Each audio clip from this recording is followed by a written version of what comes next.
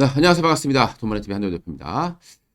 또 주말이 왔습니다. 주말인데, 우리 주식 하시는 분들 또는 모든 재테크를 하시는 분들께는 좋은 내용을 찾아볼 수가 없는 그런 우울한 한 주가 또 되고 있는 그런 상황입니다. 지금 일촉즉발의 그런 상황이 나오고 있죠. 얼마 전에 이제 분석을 좀 해드렸습니다만은, 러시아에서, 좀 기만술이다. 한번 이제, 어, 가장행위를 한번 보여줄 것이다라고 말씀드렸고. 자, 그러면서 이제 나올 수 있는 그 다음 시나리오 좀 예측을 좀 해봐야 되는데요. 우리가 이제 가장 무서워하는 부분들은 아무래도 이제 전면전에 대한 부분들이거든요. 그러니까 예전에 2차 대전 때도 그랬습니다만은 이게 처음에는 그 정도에서 끝날 줄 알았는데 이게 다른 데로 확산되는 것. 그러니까 다른 지역과 좀 달라서 많은 투자자분들이 불안에 떨 수밖에 없는 그런 상황이라고 보시면 될 것 같습니다. 러시아 입장이라든가 미국의 입장이라든가 당연히 어떤 전쟁이 크게 확산되는 것을 당연히 바라지는 않겠습니다만은 예제도 보게 되면 이게 원했던 것이 아니라 이렇게 하다 보니까 각국들이 뛰어들면서 이제 좀 사고 말 터졌었죠. 폴란드 지역에 지금 미군들이 또 와 있고 이런 상황이다 보니까 러시아 입장에서 만약에 정말 뭘 한다라면은 확산될 가능성도 배제할 수 없다 이렇게 보시면 되겠습니다. 하지만 러시아도 그렇고 지금 러시아 푸틴의 입장을 잘 보면 지금의 행동은 예전에 히틀러하고 일부러 그런지 모르겠습니다만은 상당히 비슷한 그런 행동을 보이고 있다라고 봐야 될 것 같고요. 그리고 최근에 보면 이제 핵 미사일까지 실험을 하는 그런 모습들까지 보여주고 있습니다. 굉장히 아주 강력한 그런 행동들을 지금 계속 보여주고 있는 그런 상황이죠. 자, 그러면은 다음은 이제 어떻게 될 것인가에 대한 예측을 좀 우리가 같이 좀 해봐야 될 것 같습니다. 일단 푸틴이라는 사람부터 한번 성향을 좀 봐야 될 것 같아요. 그러니까 이 푸틴은 노동자 가정 출신으로 알려지고 있습니다. 아버지하고 그리고 어머니, 그러니까 아버지는 이제 2차 대전 당시에 이제 상인군이고 그리고 어머니의 친정 같은 경우도 전쟁으로 큰 피해를 입었던 일명 이제 전쟁으로서 큰 피해를 봤던 그런 가정에서 태어난 그런 사람 보시면 될 것 같고요.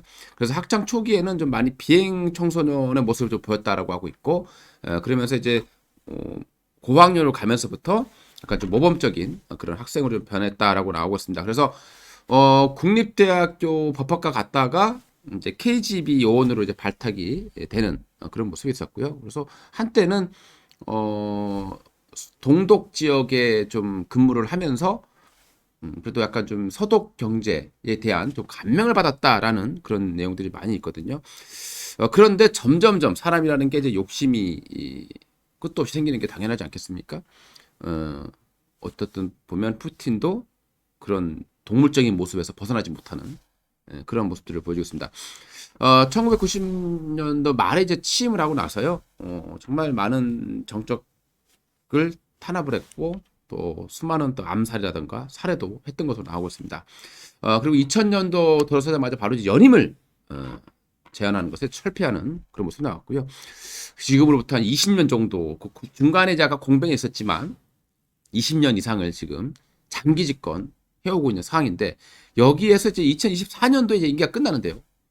이번에 개헌을 통해서 36년까지 집권 가능하게 지금 개헌을 해놓고 있는 상황입니다. 말 그대로 지금 나이를 본다라면 죽을 때까지 해먹겠다라는 그런 강력한 의지가 들어가 있다고 판단되고요. 예전 같은 경우에는 푸틴이 이제 아무래도 이 러시아 사람들이 강력한 통치 이게 좀 필요하다라고 판단했던 것 같습니다. 그래서 이제 푸틴이 인기를 좀 많이 얻었던 것은 사실이었습니다만은 지금은 이제 러시아에서도 어느 정도 인기가 좀 떨어질 수밖에 없는 그런 상황에 직면해 있는 거죠. 그렇기 때문에 이제 이 항상 많이 시끄러울 때는 외부의 적을 만들어야 되고 그 외부로 눈을 줘야 되는 게 어떤 그런 과거부터 어떤 정치했던 사람들의 성향이었다라고 보시면 될 것 같고요. 최근에 보게 되면은 이 푸틴이 집권했을 당시에 경제가 회복이 됐어요. 근데 이 회복된 게 무엇이냐면 러시아가 이 가스 산업에 의존, 즉 에너지 산업에 의존하는 비중이 60%가 넘습니다. 그러니까 러시아의 경제는 유가에 의해서 많이 움직이는 거죠. 그래서 푸틴이 집권 당시에 이제 유가가 많이 올라왔었던 시기입니다. 그래서 좀 경제 회복을 시켰다라고 평가를 받고 있지만 어떻게 보면은 운이 좋았던 그런 상황이었다고 봐야 될 것 같고요. 그리고 뭐 어떤 정권이든 오래되면 부정부패가 생기게 되겠죠. 그래서 최근에 보게 되면 러시아의 이런 이제 주요 에너지 사업들, 가주품이라든가 이런 업체들의 경영진들이 대부분 푸틴의 친구라든가 또는 KGB 후배로 들어와 있다고 보시면 되겠습니다. 이런 부분들을 이제 어떻게든 해소시켜야 되고요. 그리고 푸틴의 입장에서는 이 지금 측근들이 대부분이 에너지와 관련되어 있는 사람들이 많이 있다라는 거죠. 그래서 에너지 가격이 올라와야 되는 상황이 되는 겁니다. 그러니까 다른 업체들처럼 뭐 그동안에 산업을 많이 개발시켜 놓고 뭐 문화적으로 많이 발달시켜 놓고 이랬으면 괜찮은데 이게 아니라 그냥 이런 에너지에 의해서 경제가 버티고 있다라는 거죠. 그러니까 에너지가 떨어지면 당연히 큰 타격을 받을 수밖에 없는 거고요. 그래서 러시아 같은 경우에는 코로나가 터졌을 때도 처음에는 감산을 하지 않았어요. 그만큼 이 에너지에 대한 집착이 좀 강한 그런 나라고 또 거기를 이용해야 되는 게 바로 푸틴이다라고 판단을 좀 해볼 수 있을 것 같습니다. 그러니까 지금 푸틴은 유가가 급등한 것만으로도 또는 자기의 힘을 보여줬던 것만으로도 어느 정도 절반의 승리는 이미 했다. 이렇게 평가를 받고 있는 상황이 되겠습니다. 여기에서 끝내면 좋은데 지금의 상황으로 봤을 때는 옛 소련의 부활을 약간 꿈꾸는 그러니까 스탈린에 약간 가까운 그러니까 스탈린은 약간 좀 공산주의는 싫어하지만 안 좋아한다고 하지만 스탈린의 어떤 그런 모습들을 많이 닮아가고 있다고 보면 될 것 같습니다. 그래서 옛 소련의 어떤 부활을 꿈꾸는 것이 확연히 좀 보이고 있다. 크림 반도를 확보했고요. 그리고 이번에 우크라이나 지역 여기서만 끝나면은 사실 괜찮은데 이 욕심이라는 게 또 여기를 뛰어가게 되면 또 전체를 먹고 싶어 하게 될 것이고 그렇게 될까봐 서방 국가에서도 이 협력을 하지 못하고 있는 상황이죠. 러시아에서 푸틴이 요구하는 것 자체가 지금 사실상의 옛 소련을 부활시키는 것 같은 그런 효과이기 때문에 서방에서는 이걸 쉽게 해주지 않을 겁니다. 물러나지 않을 걸로 판단이 되고요. 러시아 입장에서도 당연히 일단은 물러나지 않을 거다 이렇게 보시는 게 맞을 것 같습니다. 그러면 러시아에서 일단 첫 번째 목표를 본다라면 이미 이 돈바스 지역이요. 화면에 보시면 이 돈바스 지역은 이미 러시아에 가깝다 보시면 될 것 같아요. 이미 뭐 반군들이 뭐 예전부터 전쟁을 많이 해왔던 부분들이고 러시아도 이미 반군들이 많이 잠적하고 있는 부분들이고 그래서 자치적으로 이 루간스크하고 도네츠크가 공화국으로 자칭 얘기를 하고 있는 상황인데 서방에서는 이거를 인정하지 않고 있는 그런 상황이라고 보시면 되겠습니다. 그럼 이거를 이제 독립국가로서 인정을 하게 되면 어떻게 되냐? 바로 이제 우리나라와 비슷한 그런 이제 분단의 아픔을 겪을 수밖에 없는 그런 상황으로 진행될 가능성이 높다. 그러니까 최악의 국면을 보시게 되면은 아무래도 내전 그리고 약간 대리전 형식으로 갈 가능성이 높지 않겠느냐 판단이 되고요. 물론 이제 러시아 군이 직접적으로 이제 개입을 하게 된다라면은 뭐 서방이 당연히 가만히 있지 않는 그런 상황이 발생할 걸로 판단되고요. 일단 미국에서 또는 서방에서 할 수 있는 방법이 강력한 제재가 되겠죠.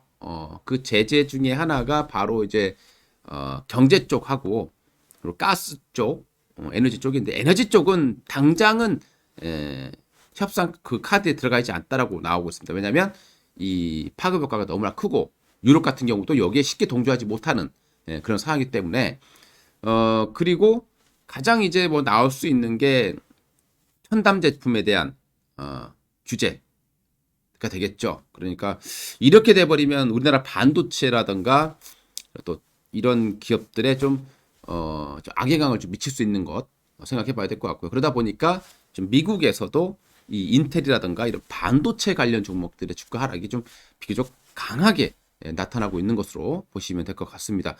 그 다음에 또 하나가 이제 이 결제 시스템 부분이 되게 되겠죠. 여기에서 이제 러시아를 제외시키게 되면 러시아로서는 가장 강력한 타격을 받게 된다. 러시아 기업들이 결제를 못하게 되게 되면 아무래도 이 반발도 엄청나게 세질 수밖에 없다.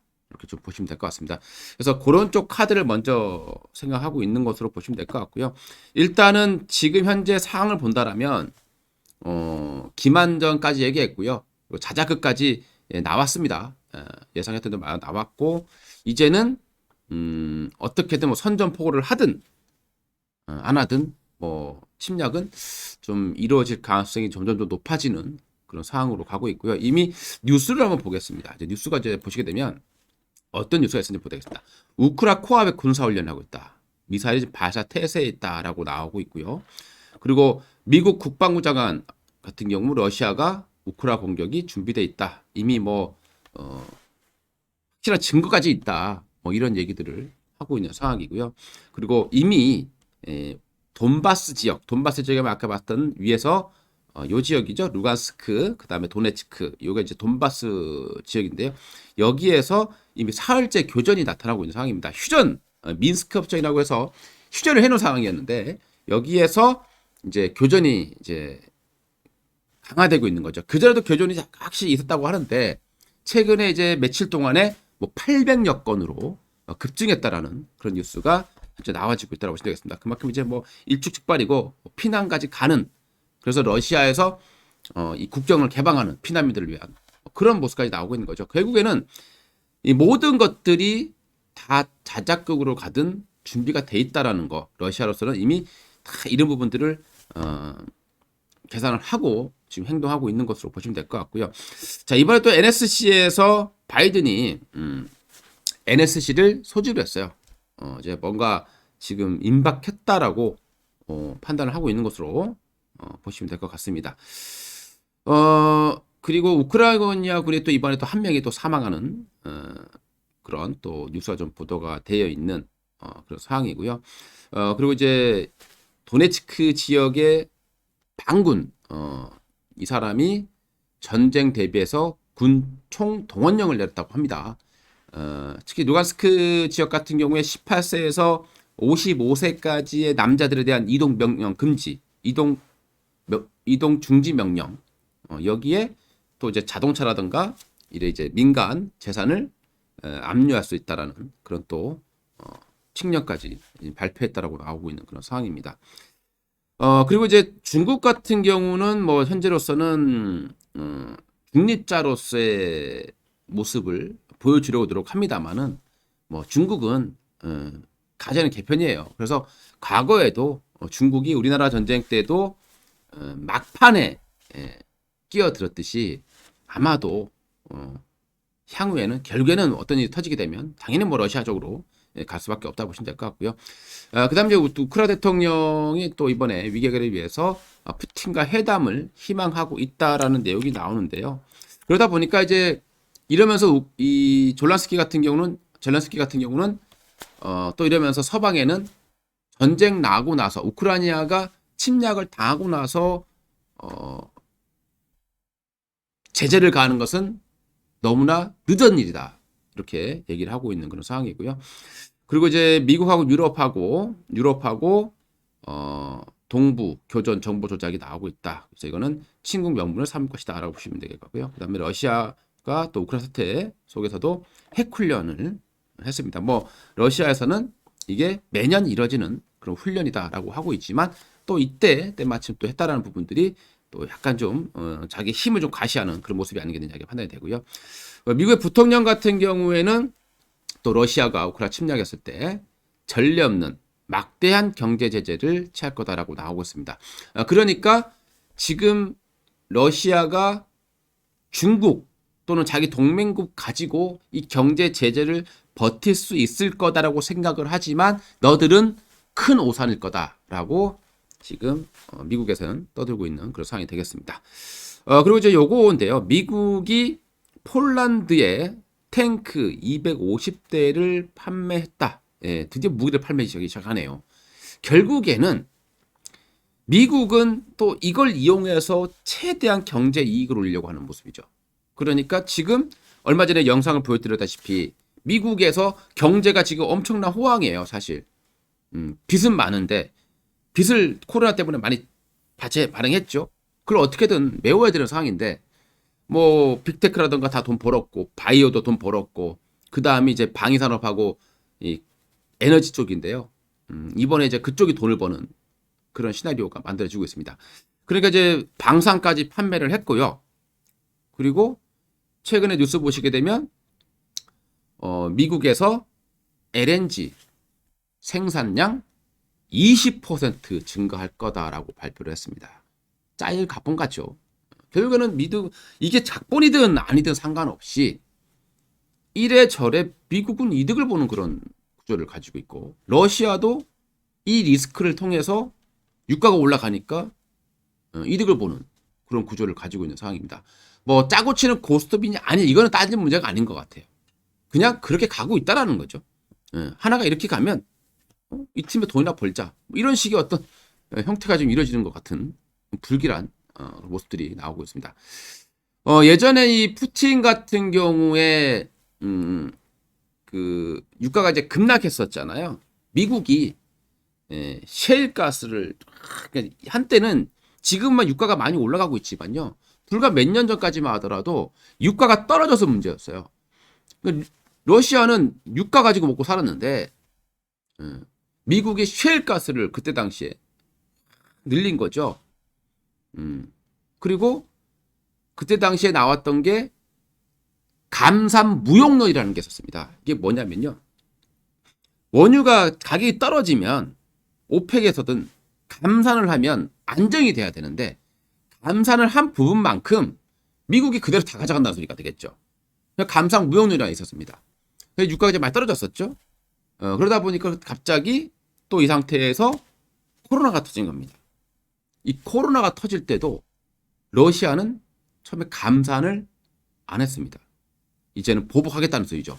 셰일가스 너네 때문에 내가 고생했으니까 셰일가스 너네 맛 좀 봐라 해서 셰일가스를 죽이기 위해서 감산을 하지 않았습니다. 그래서 유가가 그냥 폭락한 거죠. 그때 당시에 또 바이든이 취임을 하게 되면서 바이든 같은 경우는 또 그 약간 친환경 쪽이었습니다. 그러니까 유가가 좀 낮게 있었을 때는 이 셰일가스 업체들에 대한 지원이라던가 규제를 좀 강화했던 부분이 있습니다. 그러니까 셰일가스 업체에서는 그런 거죠. 와, 우리 이렇게까지 망가졌는데 지금 이제 돈을 만지는 그런 상황이 된 거죠. 근데 이제 와서 바이든이 증산을 해라 라고 하니 이 셰일가스 업체에서는 증산할 여력도 없고 그리고 셰일가스도 한정이 있고 뭐 이런 이유로서 지금 증산을 많이 하지 않고 있는 그런 상황이라고 보시면 될 것 같습니다. 어찌됐건 지금은 이 미국에서는 셰일가스 업체들, 원유 업체들이 또 돈을 많이 만지고 있다라고 보시면 될 것 같습니다. 이렇게 예약을 해본다라면 두 나라는 지금이 나쁘지 않다라는 거죠. 러시아도 그렇고 미국도 그렇습니다. 한 나라를 이렇게 힘들게 하면서 뭐 예전부터 그랬듯이 이 강대국들의 그런 기싸움들 계속해서 지금 이어지고 있는 게 너무나 안타깝다. 남의 일 같지가 않은 그런 상황인 것 같습니다. 자, 이제 뭐 이런 얘기 보시고요. 넘어가고 그러니까 요약을 해 보면은 쉽게 얘기해서 자기들까지 다 죽는 그런 것까지는 가지 않는다라고 봐야 될 것 같고요. 대리전 형태의 어떤 모습들이 젠데가스에 높다 이렇게 판단이 됩니다. 다만 이제 정말 최악의 경우에는 폴란드라던가 지금 미국이 폴란드에다가 탱크를 판매를 했죠. 여기에 폴란드가 타격된다면 이건 정말 세계 대전급이 될 수 있다. 즉 나토를 공격하는 것은 엄청난 오를 범할 수 있기 때문에 러시아 입장에서 그 정도까지는 안 갈 거다라고 판단을 해야 될 것 같고요. 그냥 앞에서 얘기했듯이 러시아가 원하는 것은 이제 더 이상 못 봐주겠다. 나토의 동진을. 그래서 장벽을 쌓을 듯한 그래서 결국에는 남의 나라긴 합니다만은 참 우리나라와 비슷한 그런 처지가 결국엔 되지 않겠느냐 좀 그런 생각이 듭니다. 시장은 아무래도 이제 뭐 이게 1주, 2주 만에 해결됐을 부분이 아니기 때문에 말 한마디 한마디에 출렁출렁 할 겁니다. 지금 또 내전도 하고 있고, 그리고 또 이제 좀 더 강력한 어떤 포격이라던가, 러시아군이 국경을 넘는다거나 이렇게 되면 시장은 당연히 한번 수축을 하겠죠. 그런데 우리가 생각하는 건 그런 겁니다. 전쟁이라는 것 자체가 과거에 봤을 때, 전쟁이 났을 때 유가가 올라가요. 근데 올라가지만 그게 아주 일시적이라는 겁니다. 그리고 나서 오히려 이제 가격이 폭락하는 현상들이 많이 발생했다는 거죠. 그 이유는 모든 것은 그걸 어떤 상품을 샀던 입장에서 보면 그런 부분들은 재료에 노출이 되는 거거든요. 그래서 이제 항상 이제 어떤 사건이 발생하게 되면 잠깐 올랐다가 그때부터는 오히려 쫙 내려가는 현상들이 많이 발생하는데, 이게 이제 전면전의 어떤 모습으로 가지 않는다는 전제 조건 하에서 본다라면, 이제 리스크의 발발은 오히려 이제 악재 노출로 봐야 되는 게 맞을 것 같고요. 자, 아무튼 그런 어떤 한 단계 정도의 리스크는 좀 더 남아 있을 것 같다라는 생각을 해봐야 될 것 같습니다. 그 외에 이제 또 우리나라에서 나온 뉴스들, 주말에 나온 뉴스들 또 한번 몇 개 볼 텐데요. 이번에 또 오미크론 환자 뭐 우리나라 10만 명을 넘어갔고요. 지금 거리에 보면 사람이 없어요, 별로. 다 격리돼 있다라는 겁니다. 아무래도 격리된 사람의 어떤 숫자를 보게 되면 감염된 사람만 봐도 뭐 10만 명씩 일주일이면 그 사람들이 일주일씩 격리가 되면요. 하루에 그 사람만 보더라도 한 40만 명 정도는 격리돼 있을 것 같고, 여기에 또 주위에서 또 가족들까지 뭐 강제적인 격리는 아니지만 어찌됐건 잘 움직이질 않는다는 거죠. 그러다 보니까 지금 이 우리나라 그 지금 상가도 그렇고 지금 도로도 그렇고 지방을 가도 그렇고 자동차들이 많이 줄었어요. 경제에 참 엄청난 그 악영향을 미치고 있는 것은 분명한 것 같고요. 그러다 보니까 지금 재택 치료가 많이 늘어나고 있죠. 그래서 오미크론 대유행에서 지금 감기약이 지금 불티나게 팔리고 있다는 거죠. 해열제. 방법이 없는 거죠. 그냥 감기처럼 이제 약 먹고 버텨야 하는 그런 상황인 거죠. 그래서 이제 보니까 대원제약 그리고 브루펜이 또 그렇게 없어 난리래요. 브루펜 시럽. 3일 제약이 브루펜 시럽이 되겠죠. 뭐 그런 종목들도 조금 더 움직일 가능성이 좀 남아 있다고 봐야 될 것 같습니다. 자, 그리고 이제 인텔이 이번에 또 137조의 자동차 반도체 시장에 뛰어들게 되었습니다. 삼성의 입장에서 보게 되면 뭐 TSMC로서는 더 안 좋은 악재가 되겠지만, 삼성도 자동차 반도체 쪽에서는 현대차, 기아차, 그 다음에 테슬라에 이 공급을 하고 되는데요. 참 가뜩이나 지금 어려운 상황에서 이런 또 초강력한 이런 적군을 만났다는 부분들은 우리나라가 참 어렵다. 요 생각이 좀 많이 듭니다. 네. 자, 그리고 이제 요거 나왔죠. 올해 이제 미국이 LNG 생산을 20% 확대한다. 결국에는 원래부터 미국이 원했던 건 뭐냐면요. 너네 우리 거 사라. 유럽. 자꾸 러시아 거 사지 말고. 지금 그런 미국의 의지대로 흘러가고 있다. 이렇게 좀 보면 될 것 같습니다. 명분이 다 만들어졌다라고 봐야 될 것 같고요. 그리고 이제 또 요거 한번 뉴스 조심하시고 여러분들, 하루 종일 카톡만 하고 월 300만 원이다. 이런 이제 알바가 있다고 하는데요. 이건 뭐냐면 이제 쉽게 얘기해서 이제 리딩방 알바가 되겠죠. 그러니까 카톡에서 뭐 이렇게 뭐 수익 났다고 뭐 알바들이 와서 댓글 달고 막 이러면서 그 가입을 시키는 건데, 이것도 이제 주식이 아니라 약간 이 선물, 가상 선물, 그러니까 불법이라는 거죠. 도박을 하게끔 만든다는 거죠. 여러분들 그것도 도박이라는 거 잊지 마시기 바라겠고요. 그러니까 우리나라에서 이렇게 추진하는 뭐 거래처럼 증권처럼 이런 게 아니라 사설로 만든 선물인데 이거를 자기가 만들어요. 그런 부분들은 불법이다라는 거 잊지 마시고. 그리고 뭐 어떤 모의 투자로 수익 난 거를 캡처해서 올리는 것들도 많이 있다라고 합니다. 자, 그리고 이제 기름값이 오르고 있는데 지금 항공 화물님이 반토막 나 있다라는 얘기 나왔습니다. 대한항공 아시아내 수익성이 악화될 수밖에 없는 상황이 된 거죠. 자, 항공주가 최근에 위드 코로나 때문에 좀 올라왔어요. 근데 저항에 걸렸습니다. 자, 요거 한번 보겠습니다. 대한항공 한번 볼게요. 제가 한번 여러분들께 그런 말씀을 드렸어요. 물론 항공주 분명 위드 코로나 수혜주입니다. 그런데 조금 무서운 것은 뭐 아직까지 이 헌법선 일명 241선이 완전히 하락으로 꺾인 건 아니지만 뭔가 좀 주춤해져 있어요. 자, 이미 여기서 올라온 것은 위드 코로나 때문에 올라왔다기보다는 대한항공은 그동안에 화물 운임이 올랐기 때문이죠. 근데 유가가 올라가고 화물 운임이 지금 떨어지는 모습을 보여주고 있다는 겁니다. 그럼 대한항공 같은 종목은 우리가 알기로 위드 코로나 관련 종목이지만 좀 조심해야 되지 않을까 오히려. 다른 위드 코로나 사는 게 맞지 않겠느냐. 좀 그런 말씀을 좀 드려보고 싶습니다. 지금 항공 운임료가 거의 40% 가까이 지금 내려와 있는 그런 상황이죠. 유가는 올라갔는데 지금 여객은 회복이 안 됐고 화물은 떨어지고 그러면 조금 주가 조정이 나타날 가능성이 좀 높지 않겠느냐. 좀 판단이 됩니다. 자, 그리고 이것도 한번 참고를 해보시고요. SK온의 이번에 지동섭 대표가 이제 취임을 했습니다. 그 내용을 한번 읽어보니까 SK온 같은 경우에 지난해 말 누적 수주가 1600기가와트십니다. 그래서 이 금액만 보면, 이 용량만 보면 지금 뭐 300조 원이 넘는다. 이런 내용들이 나오고 있죠.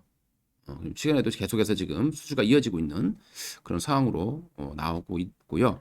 여기서 이제 좀 내용 보게 되면 지사장이 이 지동섭이죠.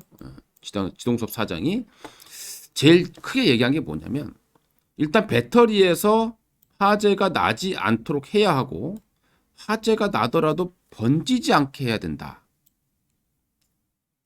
그래서 SK의 Z폴딩 기술과 뛰어난 품질 관리 체제로 하겠다라는 내용이 나오고 있습니다. 이 얘기를 보면 수혜주가 딱 하나 나오게 되죠. 바로 제가 얼마 전부터 가서 좀 제가 좋게 보는 종목 중 하나입니다. 이런 내용 때문이죠. 바로 유일에너테크라는 업체. 그러니까 SK온의 Z폴딩 방식의 이 스태킹 장비를 공급하는 업체가 바로 유일에너테크가 되겠습니다. 이제 그런 부분들도 참고사항으로 보시면 될 것 같고요. 최근에 유일에너테크의 주가를 보시게 되면은 굉장히 이런 급락장에서요. 지금 다른 종목들 보세요. 비교를 한번 해봅시다. 카카오, 반토막 넘게 났죠. 네이버, 뭐 크래프톤, 반토막입니다. 그리고 뭐 NC소프트 뭐 할 것 없이 뭐 에코, 프로까지 다 반토막이에요. 위메이드 반토막 이상 났고요. 그런데 이 종목은 정말 견조하는 모습들이죠. 그렇다면 그런 좋은 내용 갖고 있는 내용까지 본다라면 좀 안정적이지 않을까 좀 그런 생각이 듭니다. 지금 뭐 유리네테크도 상당히 좀 차트를 잘 만들고 있는 그런 과정이 있다라고 보시면 될 것 같습니다. 자, 이상입니다. 자, 복잡한 그런 모습이고요. 마지막으로 이제 지수 한번 볼게요. 지수를 좀 보고요. 이번에 이번 주에 미국에서 발표되는 게 24일 날 이제 개인 소득하고 신규 주택 판매 지수가 좀 발표된다는 부분들, 그리고 월요일 날에 뭐 PMI 지수 발표되는데 뭐 이 부분은 그렇게 중요치 않고, 또 신규 실업 청구권도 이것도 발표가 될 것으로 보입니다. 좀 늘어났어요 지난주에는. 그래서 미국 경제가 이제는 너무 침체되는 것보다는 어느 정도 회복되는, 물가는 좀 제동이 걸려야 되고 경제 지표 좀 회복이 돼야 금리 인하 속도가 조금 낮아질 것이고, 그리고 금리 속도가 0.25 정도씩 간다라면 이거는 경제가 좋아지니까 가는 거다라고 해석을 해볼 수 있을 것 같습니다. 그러니까 3월 달에 금리를 아주 빠르게 올릴 것이냐. 일단 오미크론이 지금 물가 올라가는 것 자체가 오미크론 때문이죠. 공급 때문에, 코로나 때문인데 이제 미국 같은 경우도 그렇고 유럽도 그렇고 많이 일상으로 돌아가려고 지금 하고 있는 그런 과정이 있거든요. 이렇게 되면서 공급망이 좀 완화돼야 되는데 이 중국이 문제죠. 중국이 계속 봉쇄를 합니다. 자, 그러면 생각해 봅시다. 생산기지가 중국인데요.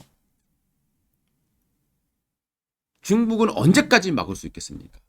오미크론이 잠깐 유행하고 끝나면 상관이 없는데 이게 계속 지속된다라면 계속 이렇게 봉쇄해가지고 막을 수 있는 부분이 아니죠.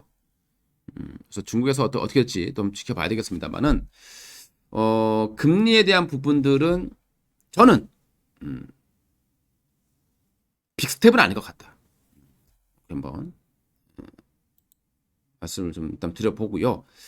그리고 우리나라 증시를 보게 되면은 금요일 날 뭐 나쁘지 않게 마감을 했습니다. 미국이 급락했지만 최근에 외국인과 기관들이 조금 이제 주식을 사고 있는 부분이거든요. 그러니까 지금 우리나라 증시는 다른 나라에 비해서도 많이 빠져 있고, 그리고 최근 들어서 바닥에서 사는 것은 개인이라기보다는 약간 외국인과 기관들이 많다. 수급적으로 개인이 좀 팔고 있고 기관하고 외국인이 좀 사는 게 좀 많더라. 그러니까 아주 싸진 않지만 방어는 좀 할 듯한 이런 모습 보여주고 있고요. 그리고 코스닥 같은 경우에도 어쨌든 쌍바닥에 대한 기대감은 높아지고 있는 상황이에요. 전쟁에 대한 우려감은 있지만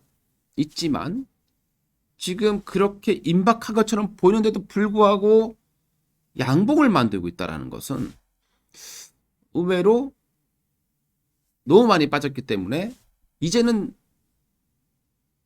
좀 식상하지 않는가. 너무 이 리스크 자체가 식상한 거 아니냐. 또는 앞에서 얘기했듯이 이게 뭐 전면전을 하기보다는 더 대리전의 양상으로 갈 가능성이 높다라고 시장을 많이 판단하고 있는 것으로 이해를 해주시면 될 것 같습니다. 뭐 이번 주도 아주 큰 상승이 나오긴 어렵겠지만 그래도 크게 밀리지는 않는, 그러니까 바닥을 다지는 모습이 예상되고요. 제가 얼마 전에도 과거에 이제 급락했던 모습을 좀 보여드렸을 거예요. 이렇게 수직으로 올라가는 경우가 많지 않더라. 이렇게 올라가는 것은 그때 당시 코로나는 좀 특이한 케이스였다 보면 될 것 같고요.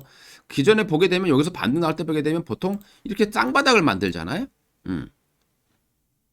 그냥 간정 별로 없다라는 겁니다. 여기서도 급락했다가 반등 나왔다가 또 뺐다가 올라간다라는 거거든요.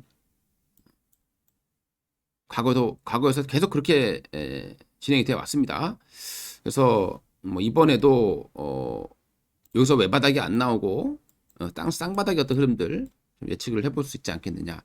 그래서 아주 크게는 못 가겠지만 여전히 코스닥은 920선까지의 반등 여력을 좀 생각해 볼 수 있을 것 같고, 코스피는 2820포인트 정도까지의 1차적인 반등은 여전히 좀 가능하지 않겠느냐. 아직까지는 거기에 대한 기대감은 저는 그대로 좀 유지를 해보자라고 말씀을 드리도록 하겠습니다. 자, 이상 한동훈 대표였습니다. 감사합니다.